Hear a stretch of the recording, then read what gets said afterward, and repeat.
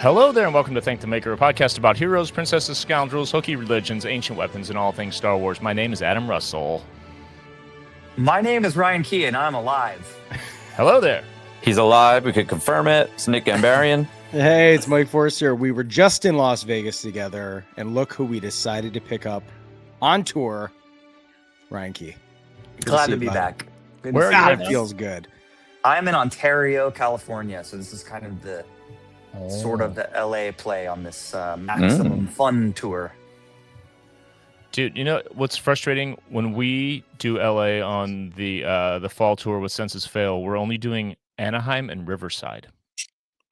I mean, this whole tour that we're on is these kinds of shows, which is ends up being pretty cool for us because, look, we're calling it a co-headliner, but a day to remember is they're a big band. They're a really big band, and we are really lucky to be here.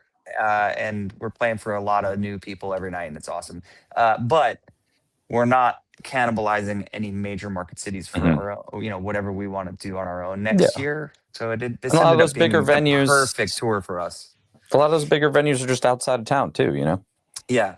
These are starting in now.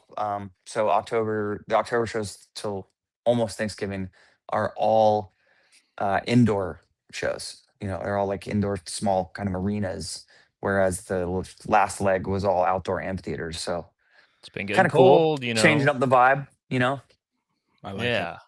I like it. Well, speaking of shows, since we have limited time, give us your 30-second review of When We Were Young, your experience. Hot, dry. Same. Really, really shitty security. And but an amazing crowd. We played the first day. It was almost identical in so many ways to 2023 when we played. In terms of first realizing, holy crap, it's hot and dry. That's your first. You get out on stage and you are due to vocalize for 80,000 people or whatever it is, and you get out there. You're like. And then that was followed up by a nearly violent run-in with the venue security, which also happened in 2023. That was very unfortunate and kind of shocking to go through again at the same show. But then, just like 23, the second day we were very prepared for. It was like you're like, okay, I'm back in this. I knew it was going to be hot and dry and all that, but like it's still kind of jarring. And then the second show for us was just ripping, dude. The first show was awesome, but the second show was notably just. I think we were way more comfortable, and the crowd was just way more high energy for whatever reason on day two. So all in all, a success. And my wife was there, which was amazing because we got to have some hang time. We did a couple of just like incredible, date night dinners in Vegas, and had a big time. So I'm stoked to be back in the routine. Festivals are you guys know festivals are festivals. They are.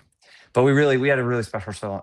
A really special show on Sunday. So, just stoked we get to be a part of stuff that big. Still, it's crazy. One thing I was reminded of watching you guys and also being on stage on the surface of the goddamn sun was you and Mendez have those like sports bottle squirt in your mouth water bottles on stage instead of the damn Aquafina with the cap that you can barely make time to. I wanted one so badly. Like, so you have to do it. Oh my God. It's a game changer. Spent 3 songs trying to open a water bottle just to get a drink so I could get sound to come out of my mouth. And it was pain. So yeah, got to get one of those. Keep chatting, fellas. Give me 1 second. I am on tour and I have to deal with a thing really quick. I'm here. Just have to shoot a text. Okay. We're going to intro security. Mike, do it. We're going to intro this. Yeah, let's go. Okay, so the idea that we had come up with, Ryan has talked about this in interviews, and Yellow Card is at arguably the biggest opportunity that they've had to play these nostalgic cash-ins as When We Were Young is, but also this is the biggest their band commercially has, I think, ever been. Bayside is writing, in my opinion, some of the best music they've ever written. Story of the Year is about to release an absolute ripper of an album, and yet all of the songs that everyone is playing at the end are songs that we have heard almost 20 years ago. And in true fashion of Star Wars and all of these things, we learned news today or yesterday, actually, that there was a plan for a very accomplished director, Steven Soderbergh. If you've ever heard of him, there's a chance that he's made probably some of your favorite movies in the mid 2000s. And Adam Driver straight up wanted to be Kylo Ren again in a completely different story that they had acknowledged they wanted to come under budget if possible and have a very well shot, very well managed project that ultimately Disney that didn't make sense for them story wise. So They it got me. said, "No." I have so much to say. Yeah, but the question that I'm posing is that we're here. When we were young is clearly a millennial fest, and yet Yellow Card is writing fantastic music right now. Blink is featured 3 or 4 songs off their new album, which is amazing. When do we get to a point where nostalgia is actually holding us back? Because it seems like Disney was afraid of it, and yet music is fiercely acknowledging its past and moving forward. So what is the conceptual difference between where Star Wars and pop punk / Warped Tour era bands, what is the difference between those two, and why is one seemingly getting fed and absolutely eating and the other one is held back by its past? Musicians, go. I think the fans. I mean, that's just for that answer to me is it seems pretty simple in my mind. It's the fan base is a completely different experience. One is a vicious, angry, spiteful. Always the most negative opinions somehow are the loudest in the room, and they're all that are paid attention to. Constructive criticism is not allowed. Whereas I think, in terms of what we do as musicians, it's like you're you have a little bit more freedom to do what you want to do and have it be accepted by your fan base. Sure. And then if you do it really well, you're never going to make a perfect record for anyone. But if you do it well, not only do you have that freedom, but it's celebrated. It's like, this accomplishment that, I mean, I've noticed with our record that we just put out, there's almost sometimes a sentiment of like, I didn't know they had it in them, Sure, Um, sure. And so I think in our scene, whatever you want to call it, there's at least the opportunity to receive positive feedback where it's due. And I think in Star Wars currently, even if you have a movie that's not that great of a movie, I don't think The Rise of Skywalker is a very good movie. But there's so many parts of The Rise of Skywalker that I think are so badass. Right. That I'm happy to talk about, to give my thoughts on constructive criticism of the film and the story, and give credit where credit's due. but also look at it from sitting in the theater and watching it and remembering moments where I thought Chewbacca died and I almost cried. Like it's a give and take, and you have to have the ability, I think, to, as we talk about so much on the show and have over the years that we've been doing this, to remember that this thing isn't being made specifically for you. Certainly not in your 40s. It's not being made specifically for you. And I think in music, we're given a little bit more. There's a more, I don't know, the community that we're surrounded by is just a more positive place. And don't get me wrong, music fans can be gnarly. But do you guys agree that there tends to be, I guess, a shorter memory you know, like you're given another shot. If you, as long as you're not a bunch of scumbags that are, doing that are up to no good in your personal lives and whatever. But like if you make a record that people don't fall in love with, they give you another chance to make a new record. I feel like in Star Wars, it's just no chance. Doesn't matter. It doesn't matter what it is. Look at Solo and how many people, even that maybe talked shit about Solo when it came out, that have come around and said, actually, that's a pretty good movie. Yeah. It just, nobody would even give it the time of day. And I think we've continued to see that. Look, Skeleton Crew is one of the more recent blunders where it appeared that the community at large agreed that there was some good Star Wars out there, but the ratings were terrible. Why? Right. Because Right. no one is willing to give anything a chance or give any creators a chance in Star Wars. And I think that is an unhealthy relationship with nostalgia. I Yeah. think And there, yeah. I think there's for sure like a format element, a stakes and scale element, and a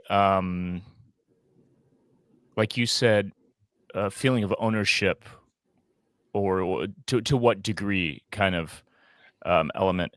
And I think there are definitely fans who feel ownership of a band's music in the sense that it becomes a part of their life in the same formative ways that movies, when you're of a certain age, do.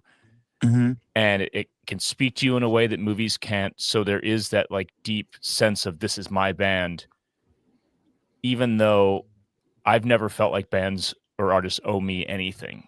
I'm just happy that their Well, stuff we're from exists. a different generation of Yeah. music fan.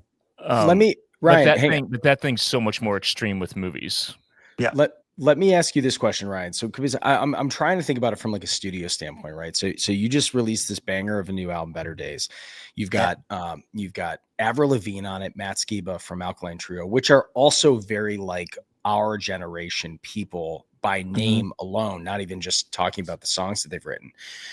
In comparative sense, do you feel like something like that is that a decision to say, hey, we're gonna pull some of these names that you recognize because they can also nail it? Or is there like, was there any talk of being like, hey, lead singer of Winona Fighter is new and upcoming? At some point, I'm sure the record label is like, let's get Olivia Rodrigo on here so that we can introduce a new name, or Gracie Abrams or something. Like whatever these names are, do you feel like there's like a parallel between saying we went with some old faithfuls at the time because they can nail it, and we know their sound and we know the predictability, versus taking a risk of bringing someone new into the mix but also a new audience? Like there's something in there for my brain that's kind of an interesting comparison. Well, I mean, we've never really done any like guest features to speak of, and so those two, honestly, that's it. I mean, it's just, it came about by saying that the music that we were writing for that particular song, someone would spoke up in the room to say, this sounds like a just ripping or classic Avril Lavigne ballad. And you're in the studio with Travis Barker, and he naturally Casually, says, right. well, do you want me to ask her? She's my girl. You want me to ask her to sing on the song? And it's like, yes. And the same thing happened with Love Letters Lost. It was like, I think Sean, maybe it was like, dude, this just gives me major Alkaline Trio vibes. Well, do you want me to get Matt to sing on it? We're like, well, yeah, now. Yeah, sure. So Sure. there wasn't, it wasn't a conversation that much about new versus old. Sure. As much as it was just kind of being in the right place at the right time, and obviously being more connected with the artists that are our age and from our time. Yeah. I think a big thing too, like to compare the two, like I get comparing the two in like a sentiment wise, but like we're talking about like major corporation business versus like bands who we know how to control our budgets, like we're not going to go on tour and be like, how much money do we make? And we're like, oh, we lost $50 million.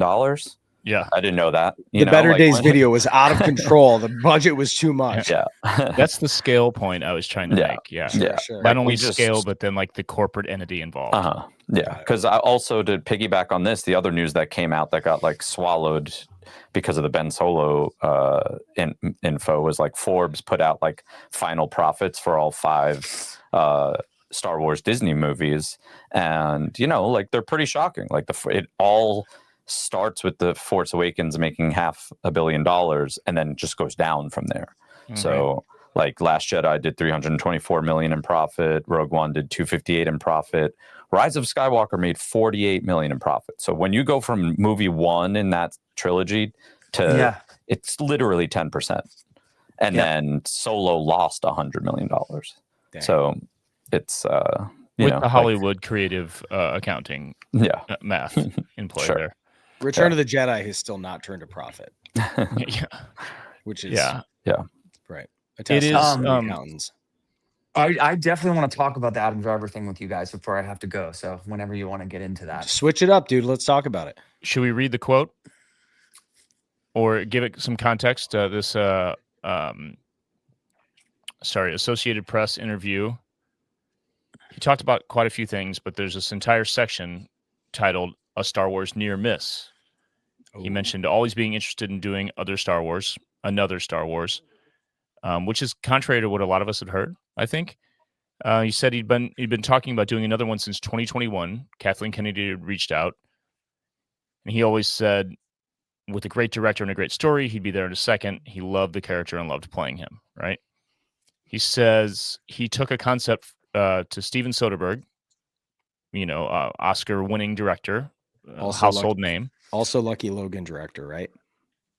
I believe you're correct. Great movie. For a film that would take place after The Rise of Skywalker, a movie that addressed the unfinished business for Kylo Ren. He's been known for, as he was known before, turning to Ben Solo. Sorry, I'm reading this in reverse. The quote is, "We presented the script to Lucasfilm. They loved the idea, totally understood our angle and why we were doing it.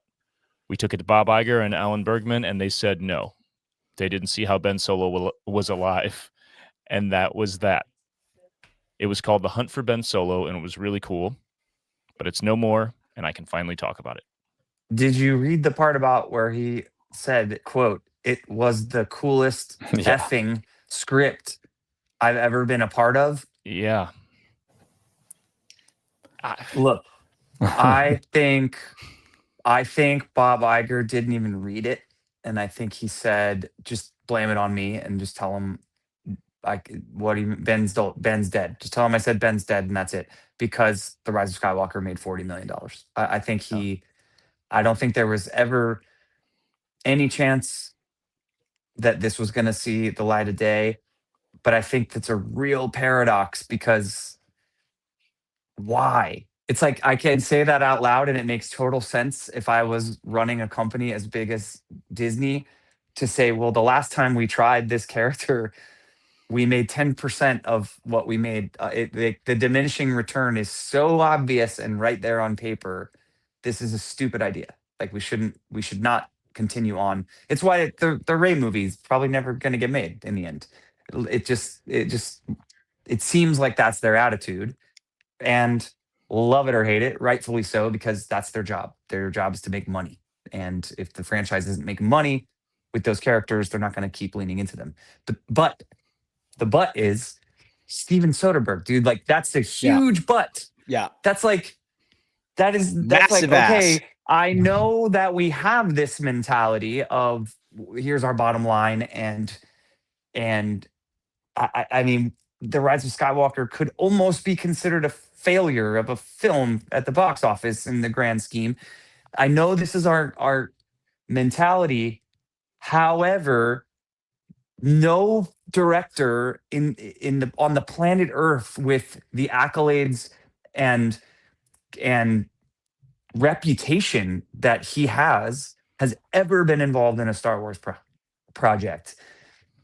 J.J. Abrams had Star Trek and Cloverfield. Rian Johnson had the first Knives Out movie before The Last Jedi. We're not talking about Soderbergh type careers. But I'm gonna play devil's advocate here, even though I want Bob to kick himself I want him to punch himself in the face until he passes out. Ron Howard is a Yeah. hell of a Okay. decorated director, Okay. and All right. Solo is their biggest flop. So that Okay. All Not right. entirely his fault though. That was a different director that This started. is Yeah, true. yeah, and he came in and to clean up. This is so. I think Mike, you've got a point because everything I know about this, and I went pretty deep on it today before I hopped on here. This was an original idea that was fully developed by Adam Driver and Steven Soderbergh to the point of them going and getting a screenwriter. From what it looks like to me, there's a script. Yeah. Like there's a what was the Trevorrow script called? The movie that wasn't the Duel of the Fates. Duel of the Fates. Yeah. That this has that. It's sitting there somewhere for Yep. someone to read, which is insane. And I want to read it, but I also know they're not willing to take any risks. And it's wild to think that it's a risk to revisit a character from a major trilogy. You know what I mean? Like it's such a strange time for the But yeah, franchise. but to your point, Ryan, like they seemingly Bob is afraid of this character because he represents a sequel that in his mind commercially was not a massive success 3 times.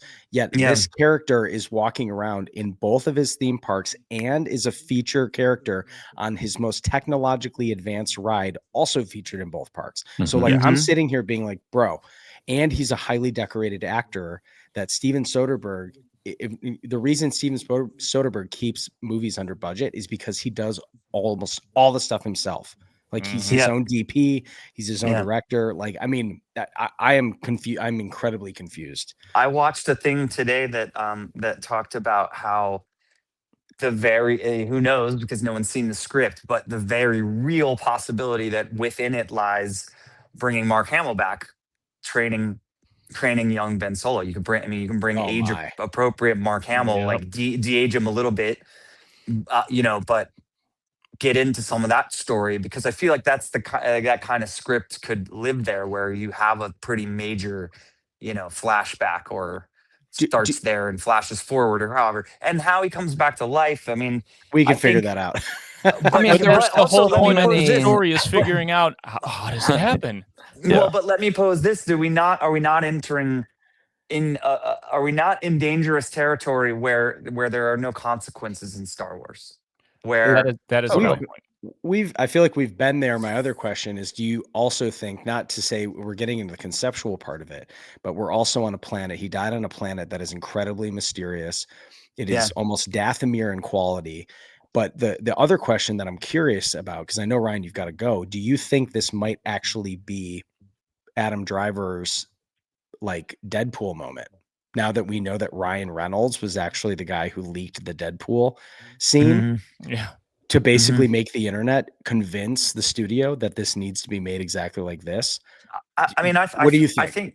I think he's got that rebel spirit in him for sure. I mean, that's in terms of just the kind of person he is and the kind of actor that he is. I think I wouldn't put it past him to be willing to risk whatever to get to leak that script. But I mean, because what are the what are the rights and rules around a script like that where they said no? I mean, did it have to go through any type of licensing where Disney has any kind of IP First control refusal over? or something? Yeah. They have to. So it would be tough because I'm sure Adam Driver's bank account is really, really cool, but it's not cool enough to go to war with Disney in a courtroom over a leaked script. So, For sure. Well, this but I comment think right here is kind of the equivalent in a way. I think is what Mike's yeah, saying.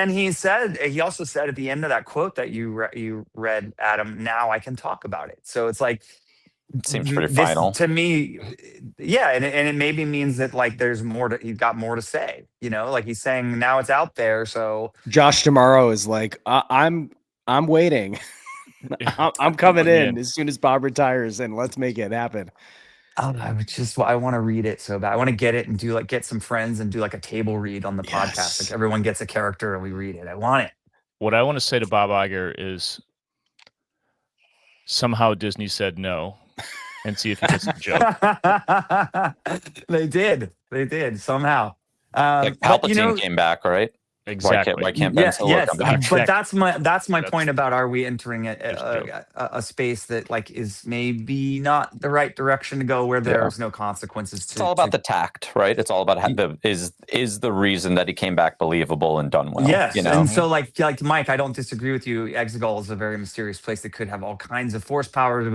But it's like, how many times are we going to retcon something that way, so that when you lose an important character, they're not really, no one's ever really gone. You know, Well, it's like, if I mean, that's a that line reference to exists that for a does, reason. but a force, even a force ghost of having. yeah, but we're not going to have a movie, a feature film of Oh, Adam no, Driver as a no, Force no. Ghost, right? Right, So right, it's right. like, I want to make, I do think there's something to be said for maintaining the integrity of, um, the weight that a major character holds in the story, and not always just being able to somehow Palpatine returned them. Sure. I think that was a huge blunder, as I think we all agree collectively that was a huge mistake. If we don't all agree that him actually being in the film was a mistake, we all agree that the dialogue and the way it was delivered is a mistake. And then after that, it's up 100%. for debate. It But was the like, I don't like sand of this era. yes. And so I think the broader fan base and film critic, would say that just bringing him back in general was kind of lazy and not, not forward thinking, and that's why the line is the line in the film. I just don't. As much as I would love to see this movie, I do see, and again, in a constructive way, not in an angry, I hate everything and Disney ruined Star Wars. I do see the angle of like, we do need new material, Sure. because Ben Solo died. I mean, he did, and so I want to read the script. And if they had made the movie, I'd be the first. We'd all be the first ones in line to see it. So I'm not saying don't make the movie. I'm just saying I think there is a valid counter argument to like making it. Well, so we were all in Japan together, and we all got to see this like crazy introduction that we had no idea really was coming, to Ryan Gosling walking out. And Yeah. I've talked about this on the podcast when you were like, here's the thing about Gosling. Dude doesn't pick bad scripts, right? And so Right. Starfighter is coming out. Like, does this tap into, when you're saying we need to go into new adventures, we need to go to new space, we need to go to this idea that, like, Star Wars needs to go beyond? Do you feel like a story when you hear about this rejected script, but then when you also get excited about Starfighter, like, how do you break the two of those apart in your mind? I think if Adam Driver and Steven Soderbergh had walked into Bob Iger's office with a script that's as banging as this one supposedly is, and it was a new idea, this movie's we have a release date for that movie. That's what I think. Sure. I think Ben Solo is what killed this idea. And I think, Ryan, I would put some responsible amount of money on the idea that, like you said, Bob Iger didn't even read the thing. Yeah. It was just a reactionary thing. And given what the company's been going through financially, like, I say going through financially, as if any corporation is going through fucking anything that Sure. fucking matters right now. Yes, what yes, they've been yes. navigating through their Coke bottle glasses that see only Through into their golden billionaires' assholes. parachutes. Yeah. They're slightly tarnished platinum. Yeah, their calculus is different. So it's like, I can't do that right now. All this happened, and now we all hate him for different reasons. But Yeah. I would agree. He probably didn't read the fucking thing. Yeah. I'm cussing a lot on and this it's episode. and it's like, Ashley's coming tonight. I'll apologize for you. I'll tell her not to listen this week. I think also it's like, we all get really excited about a Steven Soderbergh Star Wars movie, but does a 10-year-old kid give a crap about the guy who directed Traffic doing a Star Wars movie? Probably not. So the whole thing is a big gamble.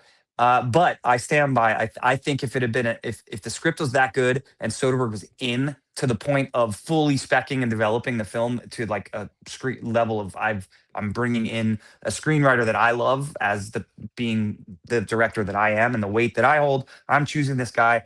We're writing a script and it's that good, and it's a new idea.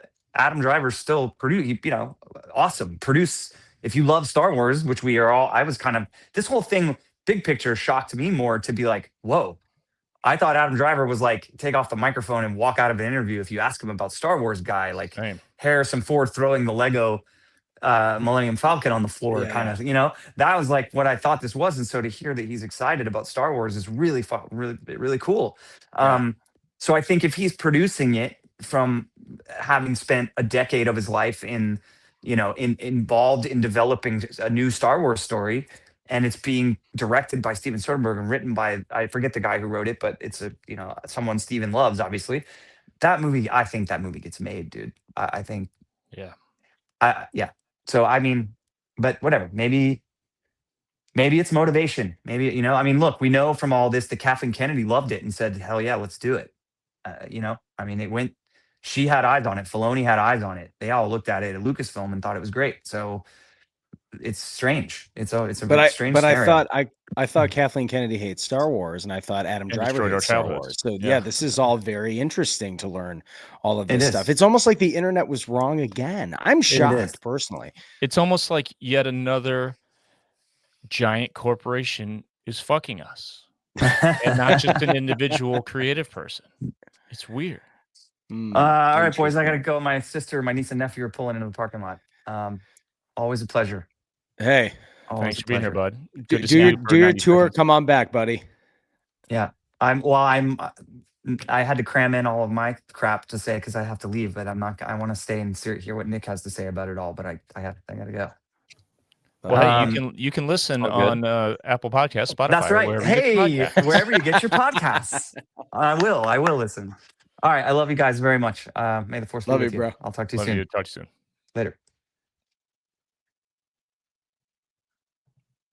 All right, Nick, you're up. I mean, I feel like whenever we have conversations that are adjacent to this, it's all leads back to the same thing, and it's just money. Like all of a sudden, Bob Iger just like cares about the story. Like, oh, I don't see how he's alive.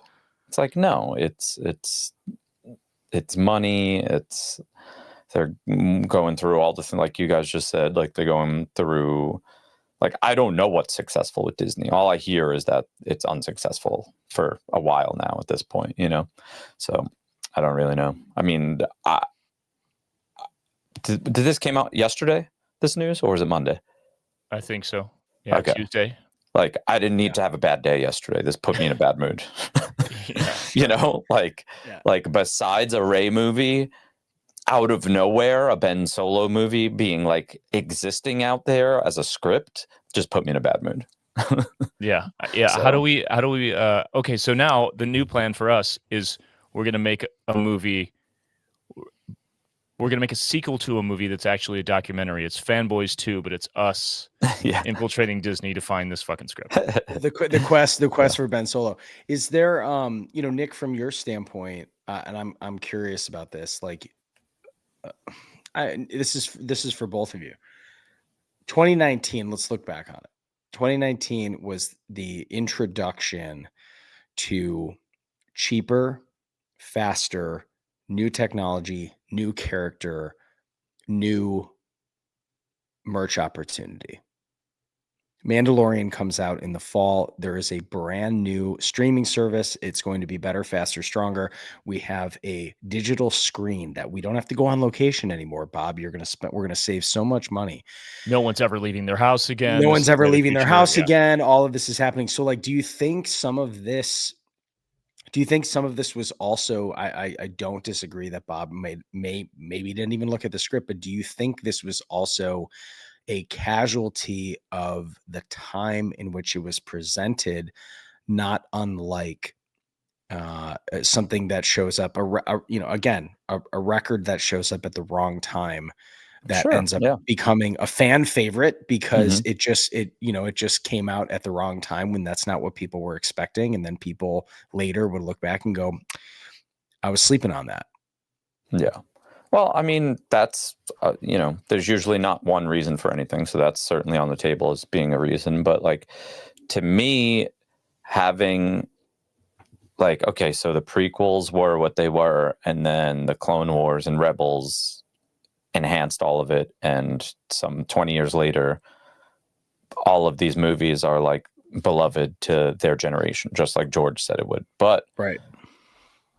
it needed the Clone Wars and Rebels supplemental stuff to enhance those stories. So what you need to be doing now is you have those sequels. They exist. You can't ignore them. What you have to do is build upon them. So adding other stories to that whole era, including Ben Solo being a thing. Like Ben Solo is the most intriguing part of Kylo Ren. If you ask probably most Star Wars fans who actually like the sequels, it's like you wanted Ben Solo to exist. So you had a way for him to exist. You had a way to figure out how he existed. Having Rey, be a part of bringing him back or whatever. Like the hunt for Ben Solo probably is Rey hunting for Ben Solo because she knows he's alive somehow, or extracting him from the Force, like whatever it is. And the fact that they presented it to Kathleen Kennedy, I think Carrie Beck and Dave Filoni, and they all liked it. Like that's all you need to know. That's all you need to know right there. It was good, Right. So, so yeah, it's a weird time, even though this is just coming out. Did they say in 2021 he got denied? So that's 4 years ago, which is crazy. So yeah, I don't know. It's just all about money, unfortunately. And I don't know how to get the Star Wars train back on the tracks because it's expensive to make. And if they're not happy with something like The Rise of Skywalker, if I'm not mistaken, grossed $1 billion. So for them to have made $50 million, like that's not worth it for them. So it's not even about profit. Like it is about profitability, but it has to be very profitable. Like I'm sure they were happy with $500 million for The Force Awakens, but seeing it constantly go down, it's one of those things where it's just like, we're in the business of making a lot of money, not just some money, so like their profits have to be a certain percent above what they spent. So they're not going to spend $1 billion to make $50 million. It's just not going to be a thing. So, so yeah. And I don't think that in business, they're going to revere to use another term like Justin Somfield's use it. They don't have reverence for the church of Star Wars. They have money. Sure. That's all that they care about. So if they're tanking, if they're going to shelf things, they're going to shelf things, like that's just how it is. I think, Mike, to answer your question about this being a casualty of circumstance and time, I think you're 100% correct. I completely agree with that. But it's not specifically the pandemic or something like that. I think it's the state of capitalism and internet culture and media, all of it, because all of these older companies have no idea how to navigate this shit, have no idea how to get feature films to people, get them in front of people's eyes and make money from it. And that is their problem. Sure. I think the idea that the only kind of movies you can make you have to be multi-billion-dollar grossing films with returns as low as this, and that's just how it is now, is bullshit. Like, get better at marketing. I mean, like the whole these giant corporations are controlling the world right now, and they're just like, it's squeezing blood from a rock, basically. Yes. Yeah. Right. Everything is diminishing returns because of how these pieces of shit have set up the global economy. Yeah, they set it up and then don't realize what they're doing all of a sudden. Yeah. Sure. But I also think like it's ironic in the sense that The Rise of Skywalker paled in comparison to how much money The Force Awakens had made. And simultaneously, they're looking at Avengers as being like this metric that also they couldn't, it's almost like they couldn't conceptually understand that The Force Awakens had nearly 20 years of like excitement baked into it. There was never going to be an excitement for a movie like that again. Yeah. And then Avengers is completely, they spent years and millions of dollars with some stinkers along the way getting to Endgame. And then since then, they have gotten clobbered in the box office multiple times, which almost makes me laugh at some point to say, There are movies that have been a success. I mean, literally, Tron is set to lose a lot of money. Oh, actually, Solo level amount of money. And I'm not seeing, I'm not like what's crazy to me is that they're set to lose the same amount of money on Tron, a movie that they have invested nearly zero marketing into. Any story besides having a theme park attraction that lasts 30 seconds at the park. They're losing the same amount of money on a not even a triple removed story within Star Wars, and they're losing the same amount of money on it. So in that comparison, either people would say that that's a lot of money because it has the Star Wars name in it, or Tron should have never had that kind of budget to exist, but they should have known that before they filmed a movie that's literally all set in a digital world. But there's a part of me that goes like, what is the lesson that they're going to learn here, in this sense that they had a director, a brilliant actor that was still super hot and sought after, with a character that was already established that's in their parks. Yeah. I'm coming back to that point because I can't figure out the park is now almost 8 years old, with that character as one of the few actual characters that walks around in the park.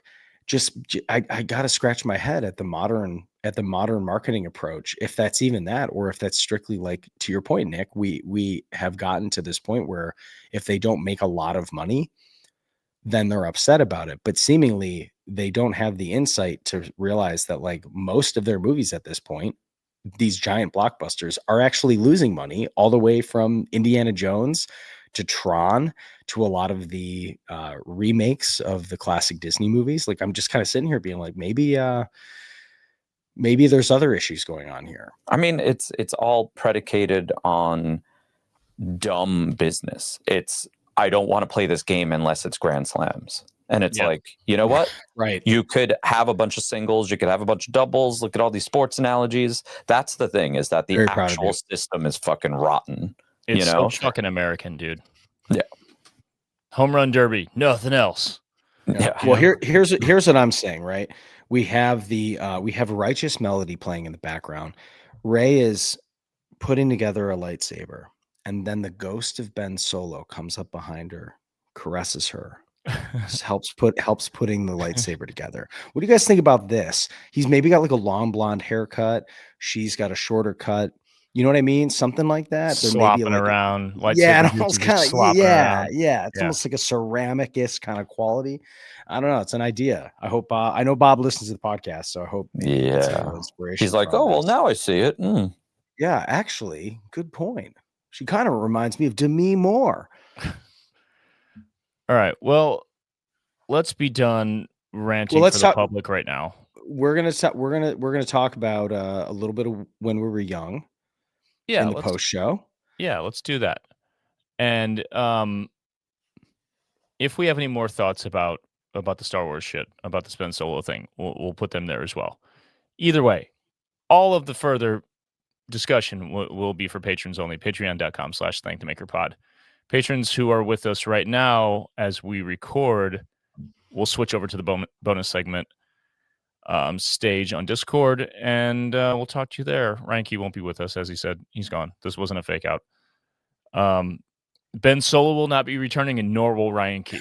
So we're keeping it consistent out here. Ben Iger said no.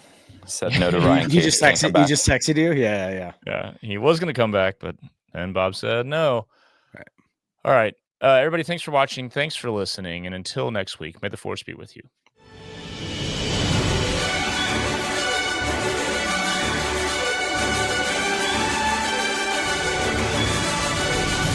Thank the Maker is produced by Adam Russell and Jason Chiodo, and edited by Jason Chiodo. If you enjoy the podcast, you can support us by leaving a review on Apple Podcasts, Spotify, or wherever you listen. Or you can support us directly at patreon.com/ThankTheMakerPod, where you can get access to our Discord server, exclusive content, exclusive merch, and more. Our patrons literally make Thank the Maker possible.